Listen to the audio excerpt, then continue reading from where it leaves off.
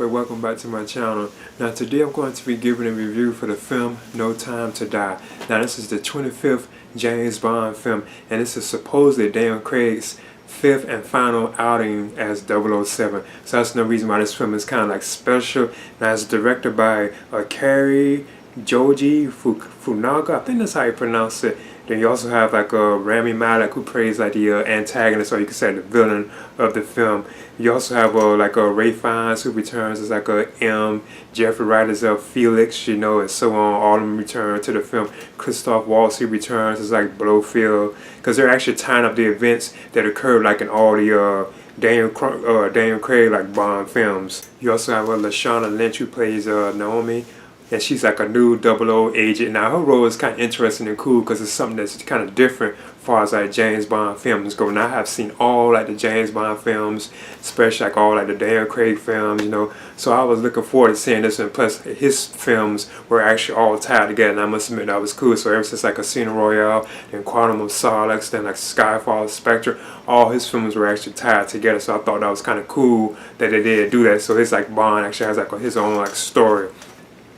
Now the film does open with like a conflict with James Bond, like, and I think his wife, Madeline Swan, they're actually like on like I guess it's like a trip or something like that, and something happens, like an explosion or something, and then like, these enemies come after Bond, and I think they're like a Spectre enemies. I don't want to go into it too much because it's kind of spoiler territory. But once this happened, that's when he decides like to leave her. Then he actually resigns like from being like a 00 agent too as well. Then it jumps like 5 years later into like the present day. Then suddenly like this new enemy like surfaces, you know, and he's actually like seeking like this scientist that has like this chemical that has I ain't gonna say created, but like he has like this chemical that kind of, you know, infects you. I just leave it at that. But anyway, this scientist does eventually disappear. Then Bond has to go on a mission to find out what happened to him. And then it turns out that there's like a new 00 agent too as well. Played by Lashana Lynch, and she's like a double, and she actually took his number like 007. I already kind of knew about that because they was even saying that they might do like a James Bond film with her, and she's actually like 007. So I thought that was kind of awesome. But other than that, then the film, he has to take out the actually consider just like the usual, like the way like Bond films got the villain of the film, he wants to like to destroy like the pot. It's kind of hard to actually understand what the character that Rami Malek is playing, what he wants to do, but apparently he wants to kill a lot of people because he's seeking revenge against Spectre.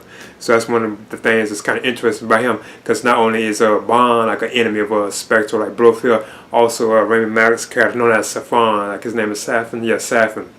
He actually is seeking revenge against Blofeld too, because I think Blofeld had his family murdered in the past. And they touch on it as the film goes on. But the film, as usual, is like a exciting like Bond film. It has like some awesome action scenes, you know, just like most Bond films do. Because from my opinion, I still feel that the actual like Bond films do have like the best action scenes as far as the action films go. They have some tremendous and amazing like awesome sequences of action.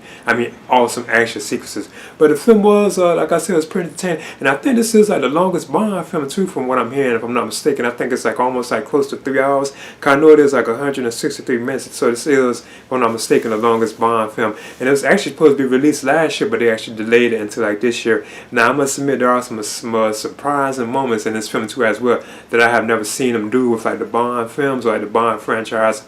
I don't think in general, it's like I just leave it at that, but there are a couple of ones I was kind of surprised that they actually did something like that, you know. And there was another one I was kind of always suspecting that they might do, you know, but I just leave it at it because it's like a spoiler territory and I don't want to ruin it. But there are also, like, if you're a fan of like the Bond franchise, you would definitely be probably surprised about it if you didn't know that this was coming.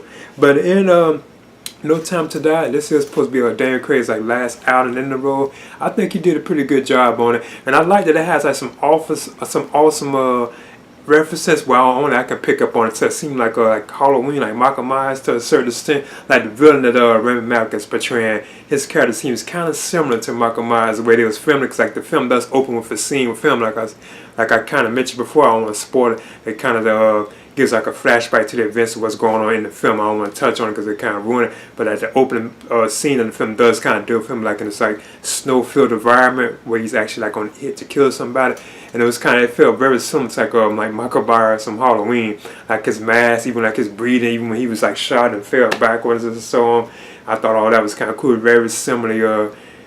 It really resembled like Michael Myers, you know. So I thought that was kind of interesting. But in the end, No Time to Die, I'm giving this a solid B. It was awesome. I really did enjoy it. I would definitely recommend it for like Bond fans or like Bond like film or just action fans in general. And I thought Daniel Craig was a pretty good Bond. Like he was kind of like very serious and hardcore, you know, and so on. He was like muscular too. So I thought, oh, that was always kind of cool.